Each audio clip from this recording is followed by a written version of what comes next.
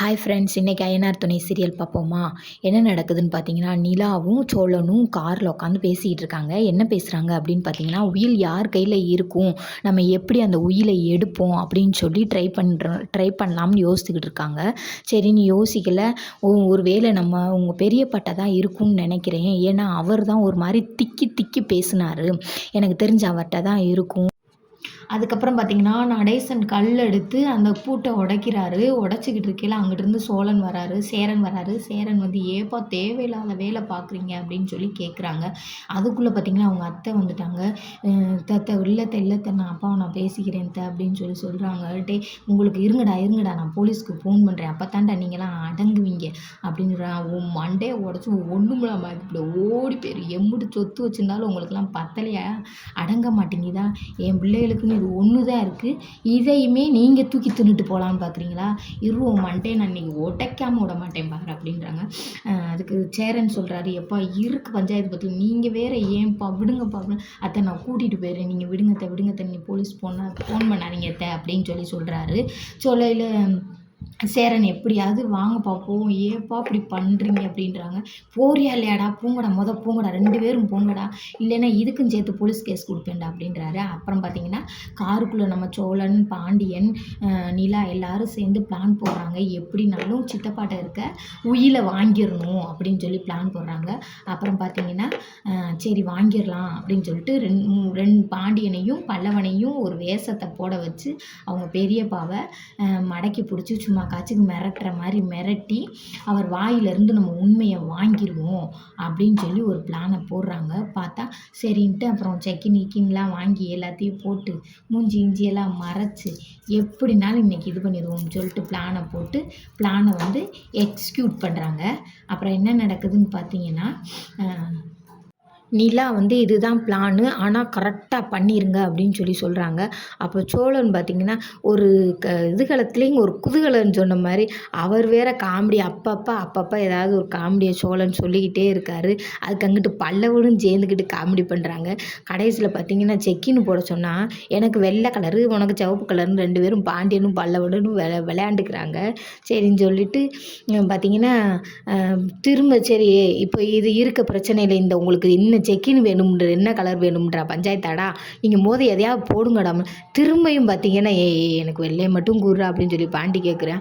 அப்போ நீ பல்லவன்னு சொல்கிறேன் என்ன போனேன் அப்படின்னு சொல்லிட்டு 2 பேரும் முகத்தை மூடிட்டு அவங்க பெரியப்பா வர்றதுக்காண்டி வெயிட் பண்ணிக்கிட்டு இருக்கையில் பார்த்தீங்கன்னா பல்லவன் வந்து முகமுடியை கலட்டிக்கிட்டு சொரியில் சோழன் சொல்கிறாரு, நல்லா சொரி, பெரியப்பாவுக்கு தெரிகிற மாதிரி சொரிடா, தெரிஞ்சதுக்கப்புறம் பெரியப்பா கொண்டு போய் நம்ம எல்லாத்தையும் சேர்த்து உள்ளே வைக்கட்டும் அப்படின்னு சொல்லி சொல்கிறாங்க.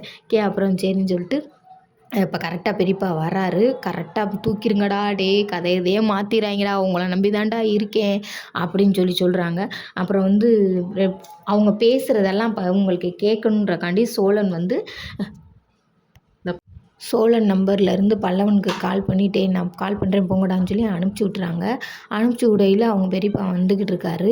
அதுக்கு அங்கிட்டு ஒரு ஆட்டோ வருது, அதனால் கொஞ்சம் வெயிட் பண்ணி தூக்குவோம் அப்படின்னு சொல்லிட்டு தூக்குறக்காண்டி வெயிட் பண்ணிக்கிட்டு இருக்காங்க. அவர் நடைய பாருங்கங்க, பயங்கரமாக வராருங்க, எங்கே போர்க்களத்துக்கு போகிற மாதிரி அப்படியே வந்து கரெக்டாக அடி பிடிச்சி தூக்கி ஓரமாக வச்சு உனக்கு எம்புடு சொத்து பத்து இருக்கும், எவ்வளவு தேரும் அப்படின்னா, எதுக்குடா என்னை தூக்கியிருக்கீங்க, ஒரு செயினும் போடல ஒரு மோதிரம் போடல, ஒன்றையும் தூக்கி என்ன செய்கிற, சரி ஏதாவது சொத்து கித்து இருந்தால் சொல்லு நாங்கள் எடுத்துக்கிறோம், என்னடா சொல்கிறீங்க நீங்கள் யார்ரா அப்படின்னு, உனக்கு ஐயனார் வீடு இருக்குல்ல, உனக்கு அந்த வீடோட பத்திரத்தை கொடு, நாங்கள் அங்கே கொண்டு போய் விற்றுக்குறோம், குடு அப்படின்னு கேட்குறாங்க. இல்லை என்கிட்ட வீடு இல்லைடா, என் தங்கச்சியோட வீடு தான்டா இருக்குது, என்கிட்ட தங்கச்சி நடேசன் வீடு இருக்குல்ல, நடேசன் அவனுடைய பத்திரத்தை தொலைச்சிப்புட்டியான்டா, இருந்தா நான் உங்களுக்கு கொடுத்துருவேன்லடா, என்னை ஆளை விடுங்கடா, நான் போய் என் தங்கச்சிட்ட கூட ஏதாவது ஒரு பத்திரம் இருந்தால் வீட்டு பத்திரத்தை வாங்கிட்டு வரேன். நம்ப மாட்டேன், போய் சொல்லாமல் சொல்லு, கத்திடுறா குத்திருவோன்றாங்க. இப்படியே சொல்லி ஏதாவது செஞ்சுக்கிட்டே இருக்காங்க.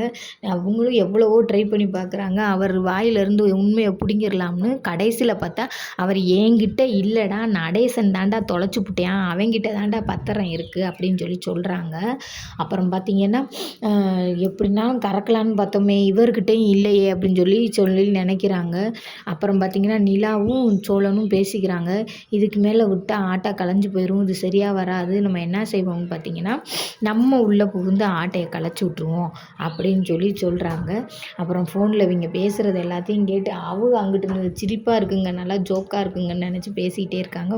கடைசியில் பார்த்தீங்கன்னா நிலாவும் சோழனும் உள்ளே வந்து பல்லவனையும் பாண்டியையும் போட்டு அடி அடி அடி அடி நான் அடித்து நொக்கா கழட்டுறாங்க. பார்த்தா அதுக்கு நிலா ஒரு கம்பு எடுத்துக்கிறாங்கங்க.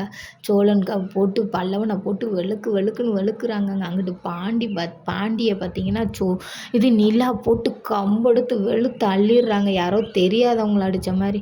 கடைசியில் பார்த்தா இவர் ஆட்டையை கலைச்சி விட்டாருங்க. டேய் எனக்கு மேலே தான்டா சந்தேகமாக இருக்குன்னு.